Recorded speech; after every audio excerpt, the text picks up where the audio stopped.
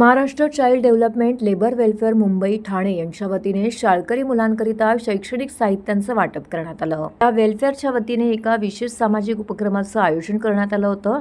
Doctor Kashinath Ghanekar नाट्यगृहामध्ये हा उपक्रम संपन्न झाला. या उपक्रमाअंतर्गत गरजू मुलांना उपस्थित मान्यवरांच्या हस्ते साहित्यांचं वाटप करण्यात आलं. विशेष म्हणजे या उपक्रमाचं 24वे वर्ष आहे. या कार्यक्रमाला प्रमुख अतिथी म्हणून माजी महापौर मीनाक्षी शिंदे, राधाकृष्ण ग्रुप LLP हसमुख कांजरिया यांची उपस्थिती लाभली. यावेळी मुलांनी विविध प्रकारचे सांस्कृतिक कार्यक्रम देखील येथे सादर केले. तर या संपूर्ण कार्यक्रमाचं नियोजन Maharashtra child development labour welfare आणि महाराष्ट्र राज्य विधवा व निराधार श्रमिक महिला संघटना अधिकारी व कार्यकर्ते यांनी केलं होतं. 1000हून अधिक गरजू मुलांना उपस्थित मान्यवरांच्या हस्ते शैक्षणिक साहित्यांचं वाटप करण्यात आलं. तर या कार्यक्रमाविषयीची अधिक माहिती महाराष्ट्र चाइल्ड डेव्हलपमेंट लेबर वेलफेअरचे CS साबळे यांनी दिली आहे. तर उपस्थित मान्यवरांना देखील या कार्यक्रमाचं कौतुक करीत आयोजकांचं कौतुक केलं आहे. अशा प्रकारे Maharashtra child development labour welfare Mumbai Thane यांच्या वतीने समाजातील गरजू मुलांना शैक्षणिक साहित्यांचं वाटप करत सामाजिक बांधिलकी जपण्यात आली आहे.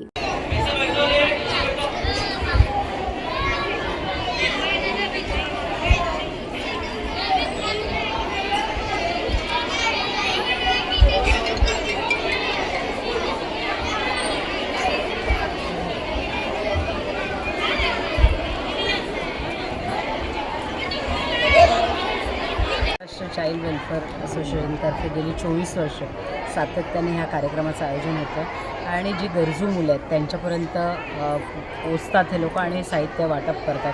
खऱ्या अर्थाने अशा प्रकारचे कार्यक्रम सातत्याने व्हायला पाहिजे.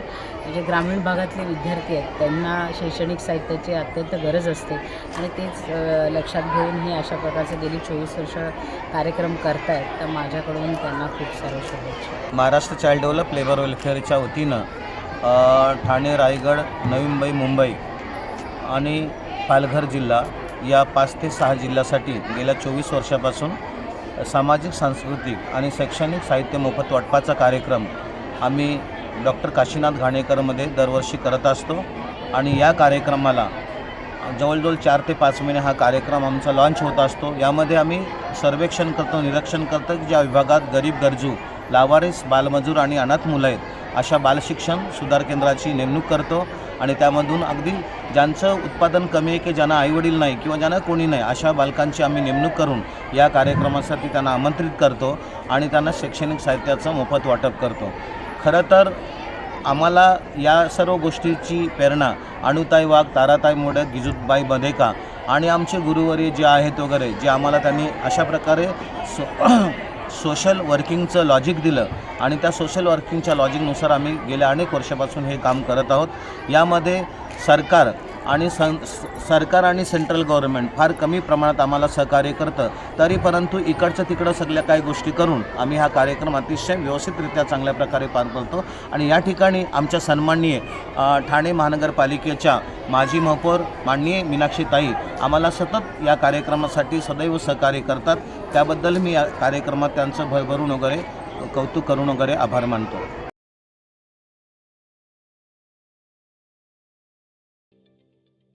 ठाणे महानगरपालिकेचे मालमत्ता कर म्हणजेच प्रॉपर्टी टॅक्स भरण्याचे आवाहन. सन 2022-23 या आर्थिक वर्षाचे मालमत्ता कराचे म्हणजेच प्रॉपर्टी टॅक्सचे बिल ठाणेकर करदात्यांना महापालिकेमार्फत आर्थिक वर्षाच्या सुरुवातीस म्हणजेच माहे एप्रिल 2022 मध्ये देण्यात आलेले आहे. तथापि अद्यापही काही करदात्यांनी मालमत्ता कर महापालिकेकडे जमा केलेला नाही. सध्या आर्थिक वर्षाचा अंतिम टप्पा सुरू झाला आहे. मालमत्ता कर वसुलीसाठी महापालिकेतर्फे कडक कारवाई हाती घेण्यात आली आहे. या अंतर्गत जंगम मालमत्ता, टीव्ही, फ्रीज, वाहन व इतर जप्त करणे तसेच स्थावर मालमत्ता वॉरंट बजावून जप्त करण्यात येत असून मालमत्तेचा जाहीर विक्रीद्वारे लिलाव करून कराची रक्कम वसूल करण्यात येत आहे. मालमत्तेस पाणी पुरवठा करण्यात येणारे नळ संयोजन खंडित करण्यात येत आहेत. त्याचप्रमाणे थकीत मालमत्ता करावर 2% व्याज आकारले जात असल्याने भरावयाची रक्कम वाढत आहे. आपला मालमत्ता कर propertytax.thanecity.gov.in या लिंकद्वारे तसंच गुगल पे, फोन पे, पेटीएम याद्वारे ऑनलाईन पद्धतीने करण्याची सुविधा उपलब्ध करून दिली आहे. शनिवार, रविवार व सार्वजनिक सुट्टीच्या दिवशी नागरिकांना मालमत्ता कर भरणे सोयीचे व्हावे याकरता महापालिकेचे मालमत्ता कर संलग्न कार्यालय या दिवशी कार्यान्वित ठेवण्यात आलेले आहे. तरी मालमत्ता कर वसुलीची अप्रिय कारवाई टाळण्याच्या दृष्टिकोनातून मालमत्ता कर भरून महापालिकेस सहकार्य करावे. धन्यवाद.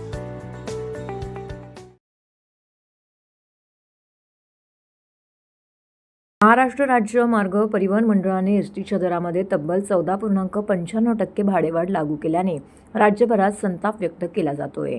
ही दरवाढ रद्द करून परिवहन मंत्र्यांच्या जप्त केलेल्या मालमत्तेमधून खात्याची सुधारणा करावी अशी मागणी थेट ठाण्यामध्ये शिवसेना ठाकरे गटाच्या वतीने करीत चक्काजाम आंदोलन करण्यात आले. तसेच ही दरवाढ रद्द न केल्यास तीव्र आंदोलन करण्यात येईल असा इशारा देखील संतप्त शिवसैनिकांनी दिलाय. लोकसभा विधानसभा निवडणूक पार्श्वभूमीवरती एसटी भाडेवाढीचा प्रस्ताव रखडला होता. परिणामी एसटीला दर महिन्याला 3 कोटींचा तोटा सहन करावा लागला असल्याचं परिवहन मंत्र्यांनी सांगितले. एकीकडे लाडकी बहीण योजनेच्या नावावरती मतं विकत घेणाऱ्या सरकारकडून ही दरवाढ म्हणजे सामान्य प्रवाशांच्या डोळ्यात धुळफेक केली जात असल्याचा आरोप आंदोलन करणाऱ्या शिवसैनिकांनी केला आहे. डिझेल, चेसी टायर यांसारख्या घटकांच्या वाढलेल्या किमती आणि मागील काळामध्ये कर्मचाऱ्यांच्या पगारात झालेली वाढ यामुळे एसटी तोट्यात गेली असून हा तोटा भरून काढण्यासाठी परिवहन मंत्री प्रताप सरनाईक यांच्या जप्त केलेल्या मालमत्तेमधून वसूल करावा अशी मागणी जिल्हाप्रमुख केदार दिघे यांनी केली आहे.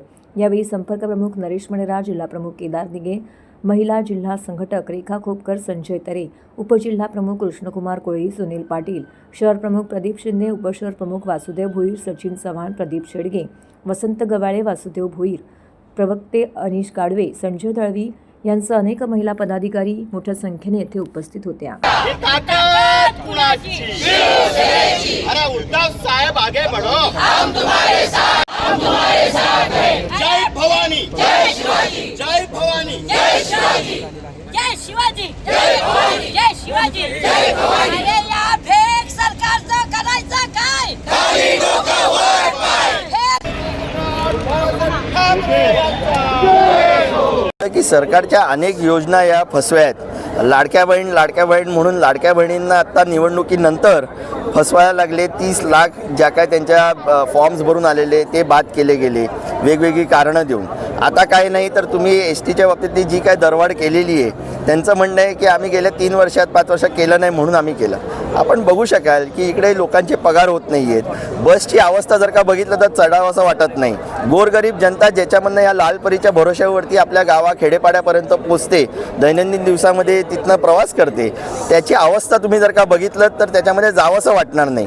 ह्यांचं म्हणणं असं आहे की आम्ही दरवाढ केलेली आहे कारण की आम्हाला सुधारणा करायच्या आहेत. मग ह्या जर का सुधारणा करायच्या होत्या तर गेल्या 4 महिन्या अगोदर निवडणुकीच्या पूर्वी तुम्ही जीच ही एस टी जी लालपरी तुम्ही सांगत होतात की आम्ही प्रॉफिटमध्ये आहोत ती अचानक तोट्यामध्ये जाते. ह्याचे प्रश्नचिन्ह निर्माण होतात आणि असं कुठेतरी मनात येतं की ही जी काय गव्हर्नमेंटच्या अखत्यारीत ह्या सगळ्या ज्या एस टी डेपोच्या अंतर्गत ह्या बसेस चाललेल्या आहेत त्या कुठे खाजगीकरणाच्या ठिकाणी वळत आहेत का असा एक मोठा प्रश्न लोकांच्या मनामध्ये. आणि म्हणून शिवसेना उद्धव बाळासाहेब ठाकरे खास करून पक्षप्रमुख उद्धव साहेबांच्या आदेशाने या महाराष्ट्रभर अशा पद्धतीचा चक्काजाम केला जातो. नाही आहे पण दरवर्षी टप्प्याटप्प्याने वाढवलं तर ठीक आहे, पण एकदम एवढे 15% 20% जर वाढवलं तर सामान्य जनतेचं कपड मोडणारच आहेत.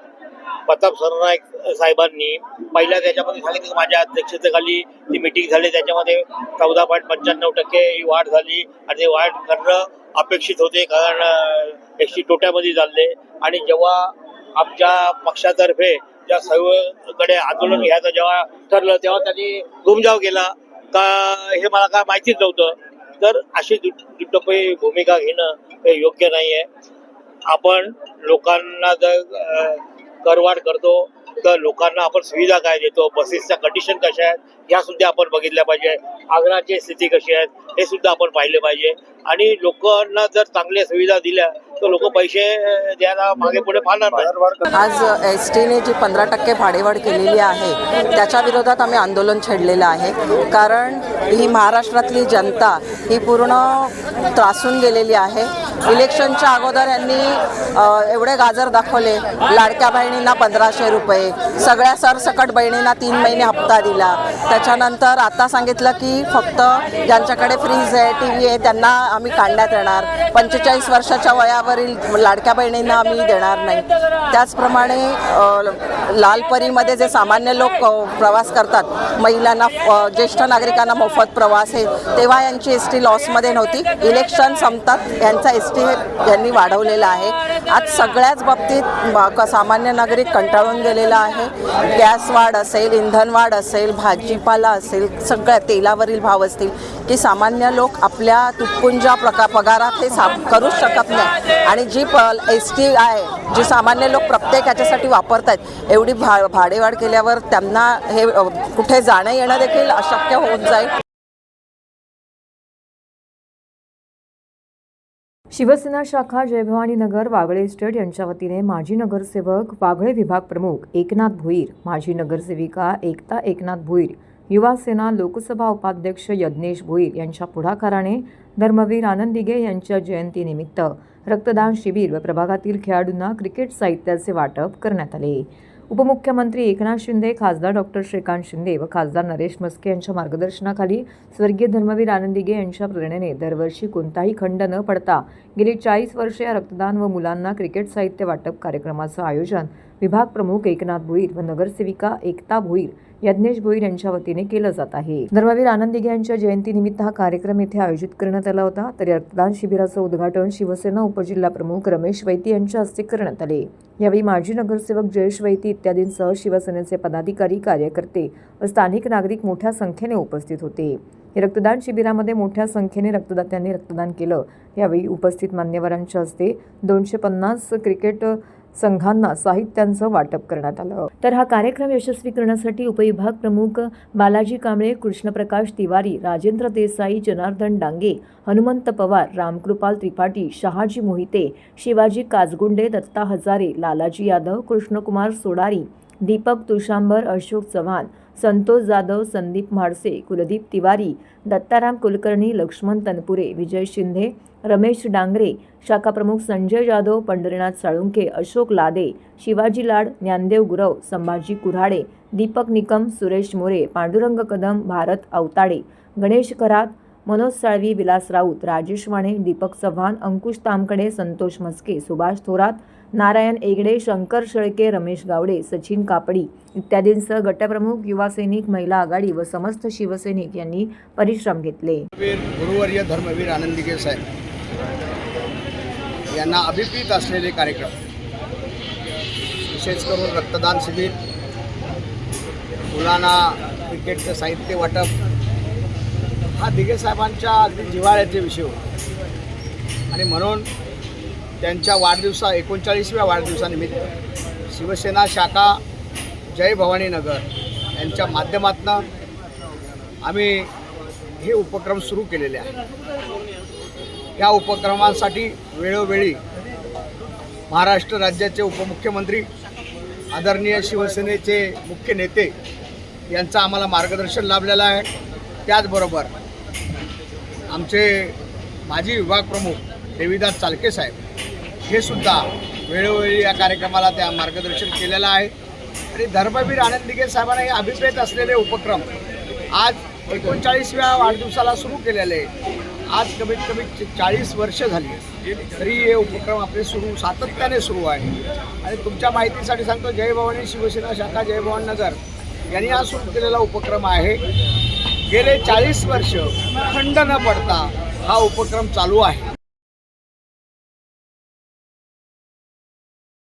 महाराष्ट्र राज्याचे उपमुख्यमंत्री एकनाथ शिंदे यांच्या विशेष निधीतून शिवसेनेच्या माजी नगरसेविका मालती पाटील व कोपरी विभाग संघटक रमाकांत दादा पाटील यांच्या विशेष प्रयत्नाने ठाण्यातील कोपरी शांतीनगर परिसरामध्ये ठाणे जिल्ह्यातील पहिले आद्य क्रांतिगुरू लहुजी वस्ताद साळवे स्मारक, ठाणेकर वाढीव साहित्यरत्न लोकशाही डॉक्टर अण्णाभाऊ साठे वाचनालयाचा लोकार्पण सोहळा शांतीनगर येथे मोठ्या थाटामाटात संपन्न झाला. शिवसेनेचे खासदार नरेश म्हस्के, माजी आमदार रवींद्र फाटक तसेच लहुजी शक्ती सेनेचे राष्ट्रीय अध्यक्ष विष्णुभाऊ कसबे यांच्या शुभ हस्ते हा लोकार्पण सोहळा पार पडला. गेल्या अनेक दिवसांपासून मातंग समाजाची मागणी होती की अखेर ही मागणी पूर्ण झाल्याने सर्व समाजामध्ये उत्साहाचं आणि आनंदाचं वातावरण पाहायला मिळालं. सदर कार्यक्रमाला कल्याण जिल्हा प्रमुख गोपाल लांडगे, माजी मास संघटनेचे संस्थापक अध्यक्ष राजाबाई सूर्यवंशी, मातंग समाजाचे ज्येष्ठ नेते रमेश सन्मुखराव, लहुजी शक्ती सेना महाराष्ट्र प्रदेश प्रकाश बाबर, लहुजी शक्ती सेना महाराष्ट्र प्रदेश उपाध्यक्ष अमोल चव्हाण, उपशहर प्रमुख जयप्रकाश कोटवानी, विभाग प्रमुख संतोष बोडके, महिला विभाग प्रमुख निर्मला काळे, शाखा प्रमुख मनीष साळवी, कुणाल पाटील, राम कांबळे, तेजस दळवी, गणेश मुकादम, संतोष पांचाळ, विपुल जगदाळे, जितेंद्र गाडवे, संतोष साटकर, महिला शाखा प्रमुख रीना मुदलियार, नीलम रामाणे, सुषमा दिवेकर, रुपाली मेस्त्री तसेच शिवसेनेचे पदाधिकारी, कार्यकर्ते, लहुजी शक्ती सेना व सकल मातंग समाज मोठ्या संख्येने येथे उपस्थित होता. कार्यक्रमाचे आयोजक सुधाकर शिरसाट, संतोष भाऊ सकट, मनी साळवी, आबास साबळे, योगेश नवगिरे यांनी केलं होतं. साहित्यरत्न लोकशाहीर अण्णाभाऊ साठे आणि लहुजी वस्ताद साळवे यांच्या स्मरणार्थ या ठिकाणी चौक असेल, वाचनालय आहे, याची निर्मिती माननीय उपमुख्यमंत्री आणि या विभागाचे स्थानिक आमदार एकनाथ शिंदेसाहेब यांच्या निधीतून आणि आमची नगरसेविका सौ मालतीताई पाटील यांच्या माध्यमातून आणि रमाकांत पाटील यांच्या पुढाकारातून यांची निर्मिती झालेली आहे. आम्ही समाजाला शब्द दिला होता, तो समाजाला दिलेला शब्द पूर्ण करण्याचा प्रयत्न आम्ही प्रामाणिकपणे केलेला आहे. या दोन्ही वास्तूंना या दोन महापुरुषांची नावं देऊन त्या वास्तूंची उंची वाढवण्याचा आम्ही प्रयत्न केलेला आहे. त्या दोन्ही महापुरुषांना विनम्र असं अभिवादन करतो आणि या वास्तू समाजाला आणि येणाऱ्या पिढीला आदर्शदायक ठरो. लोकांनी त्यांच्यामधून प्रोत्साहन घेऊ द्या आणि या देशसेवेच्या देशकार्यासाठी सगळ्यांनी तत्पर राहूया. प्रथम मी कोपरीतील आणि समस्त ठाणेकरांना आज प्रजासत्ताक दिनानिमित्त हार्दिक शुभेच्छा देत आहे. आज कित्येक महिन्यापासून आणि कित्येक वर्षापासून शांतीनगरमध्ये मातंग समाजाची बऱ्याचशा नगरसेवकाने आणि स्थानिक पुढाऱ्यांकडे याची मागणी होती, परंतु त्याची दखल खऱ्या अर्थाने आमच्या मातंग समाजाच्या लहू शक्ती सेनेची दखल माननीय तत्कालीन उपमुख्यमंत्री आणि पूर्वीचे मुख्यमंत्री नामदार एकनाथ शिंदेसाहेब यांनी घेतलेली आहे. ज्यावेळेला या ठिकाणी आद्यगुरू क्रांतीवीर लहुजी वस्ताद यांचं तैलचित्र पुतळा बसवायचा असं प्रस्ताव आल्यानंतर आम्ही लगेचच्या लगेच पाठपुरावा केला. त्याचप्रमाणे शांतीनगरसारख्या ठिकाणी त्या ठिकाणी पोरांना अभ्यास करायला अभ्यासिका नाही, घरं छोटी छोटी आहेत, याची दखल घेण्यासाठी आम्ही आमचे स्थानिक आमदार रवींद्रजी फाटक साहेब यांच्या यांना सांगितल्यानंतर त्यांनी लगेच या ठिकाणाचे आमदार आणि उपमुख्यमंत्री एकनाथ शिंदे साहेब यांची विशेष निधी उपलब्ध करून आणि नगरसेवक मालतीपट यांच्या विशेष प्रयत्नाने त्या ठिकाणी आज पोरांसाठी भव्य दिव्य अशी वाचनालय बांधण्यात आलेलं आहे. नगरसेविका मालतीताई पाटील, रमाकांतजी पाटील यांच्या संकल्पनेतून आज या शांतीनगरमध्ये आद्य क्रांतिगुरू लहुजी वस्ताद साळवे यांच्या नावे चौकाचं या ठिकाणी अनावरण झालेलं आहे. त्याचसोबत साहित्यरत्न अण्णाभाऊ साठे ही अभ्यासिका देखील या ठिकाणी या सर्वांच्या सहकार्यातून कष्टातून या ठिकाणी आज निर्माण झालेली आहे. त्या अर्थानं प्रजासत्ताक दिनाचं औचित्य साधून या ठिकाणी असणारे आमच्या मालतीताई पाटील आणि रमाकांतजी पाटील साहेब यांच्या माध्यमातून या ठिकाणी आद्य क्रांतिपिता वीर लहुजी साळवे आणि साहित्य सम्राट डॉक्टर अण्णाभाऊ साठे, साहित्य सम्राट डॉक्टर अण्णाभाऊ साठेंच्या नावाने वाचनालय आणि आद्य क्रांतिपिता वीर लहुजी साळवेंच्या नावाने या ठिकाणी तेलचित्र उभारण्यात आलं. त्या कामासाठी ज्या ज्या कार्यकर्त्यांनी, इथल्या स्थानिक कार्यकर्त्यांनी असेल, संघटनेच्या पदाधिकारी असतील, यांनी अहोरात्र मेहनत घेऊन रमाकांत पाटील साहेब असतील, मालतीताई पाटील असेल, यांच्या लागोपाठ पाठपुरावा करून या गोष्टीची त्यांना जाण करून दिल्यानंतर त्यांनी या ठिकाणी वास्तू उभारली आहे. ऑस्ट्रेलियामधील स्टेट ऑफ व्हिक्टोरिया व न्यू साऊथ वेल्स प्रांतातील लोकर निर्मिती क्षेत्रातील 40 शेतकरी उद्योजक हे सध्या भारत भेटीवरती बिझनेस वाढीसाठी आले आहेत. या भेटीदरम्यान त्यांनी ठाणे येथील वूल रिसर्च सेंटरला भेट देऊन तेथील कामाची माहिती जाणून घेतली. 1980 साली ठाण्यामध्ये कोलशेत रोड सँडोज बाग येथे वूल रिसर्च सेंटरची स्थापना झाली. केंद्र सरकारच्या वस्त्र उद्योग मंत्रालयाच्या अखत्यारीत हे सेंटर येत असून लोकर व त्यावरील प्रक्रिया इत्यादींबाबत संशोधन करणारे हे भारतातील एकमेव सेंटर आहे. भारतीय सैन्य, क्रीडापटू तसेच वैद्यकीय क्षेत्रात जे लोकर कापड वापरले जाते त्यावर संशोधन करून आंतरराष्ट्रीय स्टँडर्डनुसार ते कसे असावे त्याचे संशोधन येथे होतं. अनेक संशोधक या संस्थेमध्ये काम करत असून भारतातील अशा प्रकारचे शासनमान्य स्तरावर लोकर कापड यावर संशोधन करणारी संस्था ठाण्यात मागील 4 दशकांपासून कार्यरत आहे, अशी माहिती सेंटरचे संस्थापक रविकांत कपूर यांनी दिली आहे. यावेळी वूल रिसर्च असोसिएशन सेंटरचे डायरेक्टर जनरल हरीश चटर्जी यांनी सांगितलं की ऑस्ट्रेलियातील लोकर निर्मिती क्षेत्रातील शेतकरी व उद्योजकांचे 40 जणांच्या पथकाने वूल रिसर्च सेंटरला भेट देऊन लोकरबाबतचे संशोधन, भारतातील या उद्योगाच्या वाढीसाठी असणारी संधी याबाबतची पाहणी केली. देशपातळीवर लोकरबाबतचे संशोधन करणारी संस्था ठाण्यात असून भारतीय सरकार, लष्कर तसेच अनेक उद्योजक या संस्थेच्या संशोधनाची मदत घेत आहेत. आता तर परदेशातून देखील उद्योजक भारतात व्यवसाय वृद्धीसाठी ठाण्यातील या सेंटरला भेट देत आहेत. ही महाराष्ट्राच्या व ठाण्याच्या दृष्टीने अभिमानाची बाब आहे. या भेटीनंतर सदर पथक व ऑस्ट्रेलियन सरकार व भारत सरकार यांच्यात दिल्ली येथे एक बैठक होणार असून उभयपक्षी लोकर व्यवसायातील व्यवसाय वृद्धीसाठी चर्चा होणार असल्याचं हरीश चटर्जी यांनी सांगितले.